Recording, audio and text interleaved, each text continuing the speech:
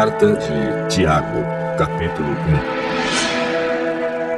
1. Eu, Tiago, servo de Deus e do Senhor Jesus Cristo, envio saudações a todo o povo de Deus espalhado pelo mundo inteiro. Meus irmãos, sintam-se felizes quando passarem por todo tipo de aflições, pois vocês sabem que, quando a sua fé vence essas provações, ela produz perseverança. Que essa perseverança seja perfeita, a fim de que vocês sejam maduros e corretos, não falhando em nada. Mas, se alguém tem falta de sabedoria, peça a Deus, e Ele a dará, porque é generoso e dá com bondade a todos. Porém, peçam com fé, e não duvidem de modo nenhum, pois quem duvida é como as ondas do mar, que o vento leva de um lado para o outro. Quem é assim, não pense que vai receber alguma coisa do Senhor, pois não tem firmeza e nunca sabe o que deve fazer. Um irmão que é pobre deve ficar contente quando Deus faz com que melhore de vida. E quem é rico deve sentir o mesmo quando Deus faz com que piore de vida. Pois quem é rico desaparecerá como a flor da erva do campo. Quando o sol brilha forte e o seu calor queima a planta, aí a flor cai e a sua beleza é destruída. Do mesmo modo, quem é rico será destruído no meio dos seus negócios.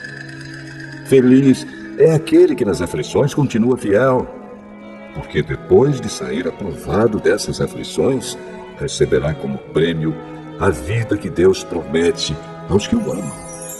Quando alguém for tentado, não diga: esta tentação vem de Deus, pois Deus não pode ser tentado pelo mal, e Ele mesmo não tenta ninguém. Mas as pessoas são tentadas quando são atraídas e enganadas pelos seus próprios maus desejos. Então esses desejos fazem com que o pecado nasça, e o pecado, quando já está maduro, produz a morte. Não se enganem, meus queridos irmãos. Tudo de bom que recebemos e tudo o que é perfeito vem do céu, vem de Deus, o Criador das luzes do céu. Ele não muda, nem varia de posição, o que causaria a escuridão. Pela sua própria vontade, Ele fez com que nós nascêssemos por meio da palavra da verdade, a fim de ocuparmos o primeiro lugar entre todas as suas criaturas. Lembrem disto, meus queridos irmãos. Cada um esteja pronto para ouvir, mas demore para falar e ficar com raiva, porque a raiva humana não produz o que Deus aprova. Portanto, deixem todo costume imoral e toda má conduta. Aceitem com humildade a mensagem que Deus planta no coração de vocês, a qual pode salvá-los. Não se enganem. Não sejam apenas ouvintes dessa mensagem, mas a ponham em prática. Porque aquele que ouve a mensagem e não a põe em prática é como uma pessoa que olha no espelho e vê como é. Dá uma boa olhada, depois vai embora e logo esquece a sua aparência. O Evangelho é a lei perfeita que dá liberdade às pessoas. Se alguém examina bem essa lei e não a esquece, mas a põe em prática, Deus vai abençoar tudo que essa pessoa fizer. Alguém está pensando que é religioso? Se não souber controlar a língua, a sua religião não vale nada. E ele está enganando a si mesmo. Para Deus, o Pai, a religião pura e verdadeira é esta: ajudar os órfãos e as viúvas nas suas aflições e não se manchar com as coisas más deste mundo.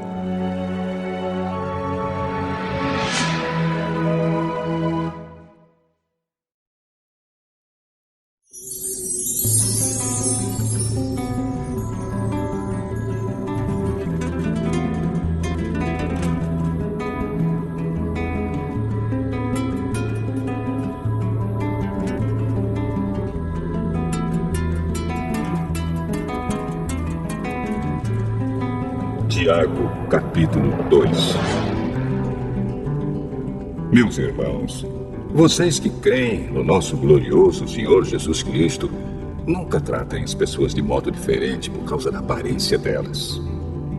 Por exemplo, entra na reunião de vocês um homem com anéis de ouro e bem vestido, e entra também outro, pobre e vestindo roupas velhas.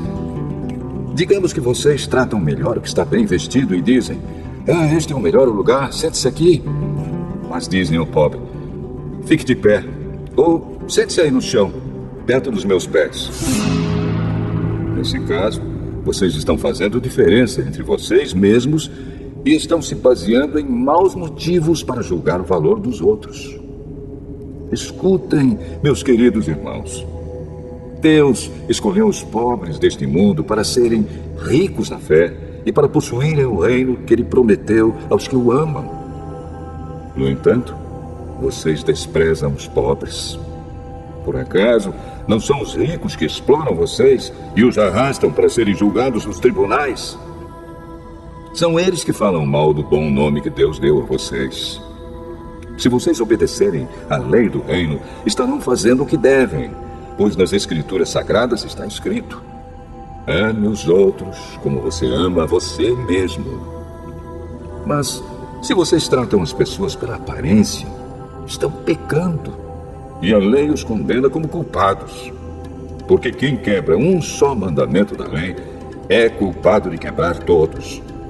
Pois o mesmo que disse: não cometa adultério, também disse: não mate. Mesmo que você não cometa adultério, será culpado de quebrar a lei se matar. Falem e vivam como pessoas que serão julgadas pela lei que nos dá a liberdade. Quando Deus julgar, não terá misericórdia das pessoas que não tiveram misericórdia dos outros. Mas as pessoas que tiveram misericórdia dos outros não serão condenadas no dia do juízo final. Meus irmãos, que adianta alguém dizer que tem fé se ela não vier acompanhada de ações? Será que essa fé pode salvá-lo?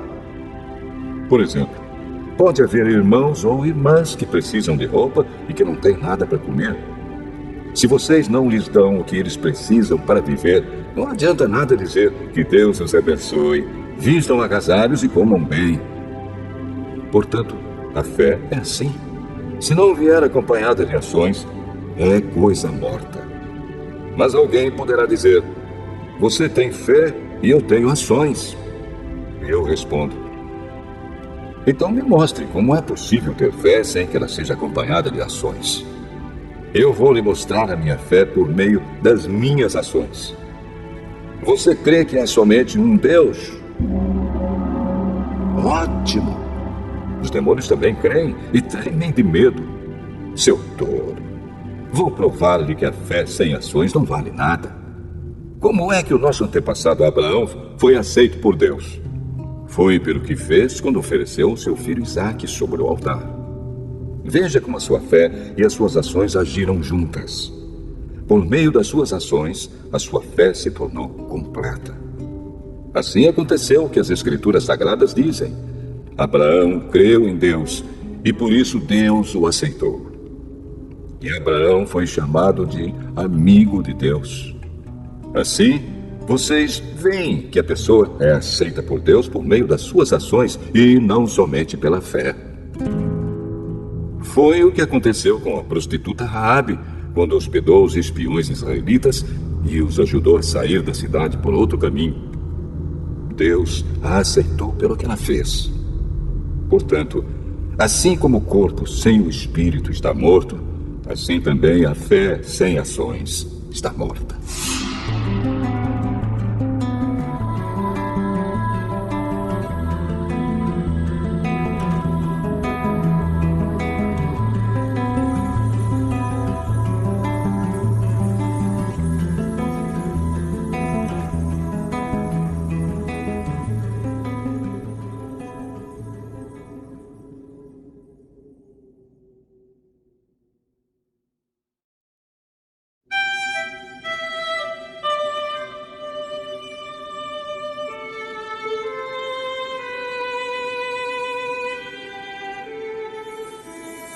Tiago, capítulo 3.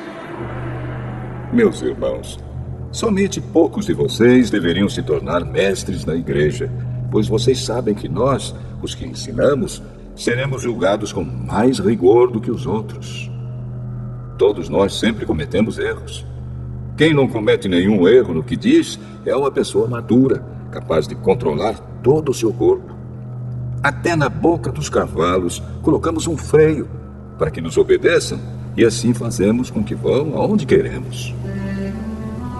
Pensem num navio, grande como é, empurrado por ventos fortes. Ele é guiado por um pequeno leme e vai aonde o piloto quer. É isto que acontece com a língua. Mesmo pequena, ela se gaba de grandes coisas. Vejam como uma grande floresta pode ser incendiada por uma pequena chama. A língua é um fogo. Ela é um mundo de maldade. Ocupa o seu lugar no nosso corpo e espalha o mal em todo o nosso ser. Um fogo que vem do próprio inferno, ela põe toda a nossa vida em chamas. O ser humano é capaz de dominar todas as criaturas e tem dominado os animais selvagens, os pássaros, os animais que se arrastam pelo chão e os peixes. Mas ninguém ainda foi capaz de dominar a língua. Ela é má, cheia de veneno mortal e ninguém a pode controlar. Usamos a língua tanto para agradecer ao Senhor e Pai, como para amaldiçoar as pessoas que foram criadas parecidas com Deus. Da mesma boca saem palavras tanto de agradecimento como de maldição. Meus irmãos, isso não deve ser assim. Por acaso pode a mesma fonte jorrar água doce e água amarga? Meus irmãos, por acaso pode uma figueira dar azeitonas ou um pé de uva dar figos? Assim também, uma fonte de água salgada não pode dar água doce. Existe entre vocês alguém que seja sábio e inteligente? Pois então que prove isso pelo seu bom comportamento e pelas suas ações, praticadas com humildade e sabedoria. Mas, se no coração de vocês existe inveja, amargura e egoísmo, então não mintam contra a verdade, gabando-se de serem sábios. Essa espécie de sabedoria não vem do céu. Ela é deste mundo. É da nossa natureza humana e é diabólica. Pois onde há inveja e egoísmo, há também confusão e todo tipo de coisas más. A sabedoria que vem do céu é, antes de tudo, pura. E é também pacífica, bondosa e amigável. Ela é cheia de misericórdia, produz uma colheita de boas ações, não trata os outros pela sua aparência e é livre de fingimento. Pois a bondade é a colheita produzida pelas sementes que foram plantadas pelos que trabalham em favor da paz.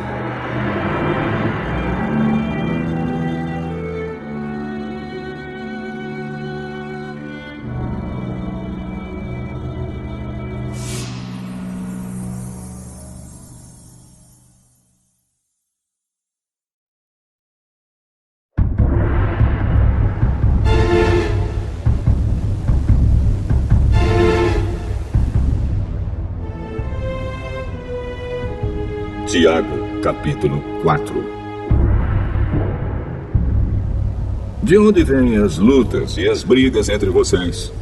Elas vêm dos maus desejos que estão sempre lutando dentro de vocês. Vocês querem muitas coisas, mas como não podem tê-las, estão prontos até para matar a fim de consegui-las. Vocês as desejam ardentemente, mas como não conseguem possuí-las, brigam e lutam. Não conseguem o que querem porque não pedem a Deus. E quando pedem, não recebem porque os seus motivos são maus. Vocês pedem coisas a fim de usá-las para os seus próprios prazeres. Gente infiel, será que vocês não sabem que ser amigo do mundo é ser inimigo de Deus? Quem quiser ser amigo do mundo se torna inimigo de Deus. Não pensem que não quer dizer nada esta passagem das Escrituras Sagradas. O Espírito que Deus pousa em nós está cheio de desejos violentos. Porém, a bondade que Deus mostra é ainda mais forte, pois as Escrituras Sagradas dizem: Deus é contra os orgulhosos, mas é bondoso com os humildes. Portanto, obedeçam a Deus e enfrentem o diabo, e ele fugirá de vocês. Cheguem perto de Deus, e ele chegará perto de vocês. Lavem as mãos, pecadores. Limpem o coração, hipócritas. Fiquem tristes, gritem, chorem. Mudem as suas risadas em choro e a sua alegria em tristeza. Humilhem-se diante do Senhor, e Ele os colocará numa posição de honra. Meus irmãos, não falem mal uns dos outros. Quem fala mal do seu irmão em Cristo ou o julga, está falando mal da lei e julgando-a. Pois, se você julga a lei, então já não é uma pessoa que obedece à lei, mas é alguém que a julga. Deus é o único que faz as leis e o único juiz. Só Ele pode salvar ou destruir. Quem você pensa que é para julgar os outros? Agora escutem, vocês que dizem: hoje ou amanhã iremos a tal cidade e ali ficaremos 1 ano fazendo negócios e ganhando muito dinheiro. Vocês não sabem como será a sua vida amanhã, pois vocês são como uma neblina passageira que aparece por algum tempo e logo depois desaparece. O que vocês deveriam dizer é isto: se Deus quiser, estaremos vivos e faremos isto ou aquilo. Porém, vocês são orgulhosos e vivem se gabando. Todo esse orgulho é mau. Portanto, comete pecado a pessoa que sabe fazer o bem e não faz.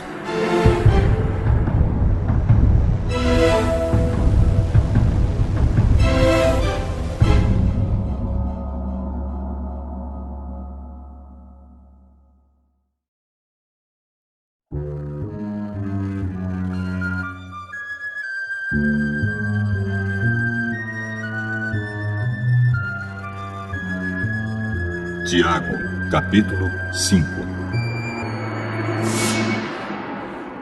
Agora, ricos, escutem.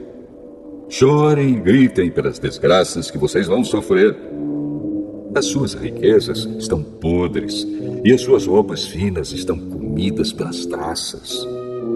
O seu ouro e a sua prata estão cobertos de ferrugem, e essa ferrugem será testemunha contra vocês, e como fogo comerá o corpo de vocês. Nestes últimos tempos, vocês têm amontoado riquezas e não têm pago os salários das pessoas que trabalham nos seus campos. Escutem as suas reclamações. Os gritos dos que trabalham nas colheitas têm chegado até os ouvidos de Deus, o Senhor Todo-Poderoso. Vocês têm tido uma vida de luxo e prazeres aqui na terra e estão gordos como gado, pronto para o matadouro. Vocês têm condenado e matado os inocentes, e eles não podem fazer nada contra vocês. Por isso, irmãos, tenham paciência até que o Senhor venha. Vejam como o lavrador espera com paciência que a sua terra dê colheitas preciosas. Ele espera pacientemente pelas chuvas do outono e da primavera. Vocês também precisam ter paciência. Não desanimem, pois o Senhor virá logo. Irmãos, não se queixem uns dos outros para não serem julgados por Deus.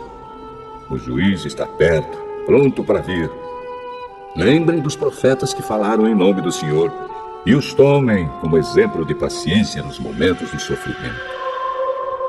E nós achamos que eles foram felizes por terem suportado o sofrimento com paciência.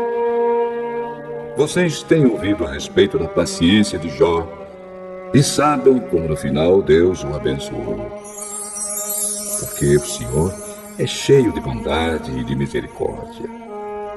Acima de tudo, meus irmãos, quando vocês prometerem alguma coisa, não jurem pelo céu, nem pela terra, nem por nada mais. Digam somente sim quando for sim, e não quando for não, para que Deus não os condene.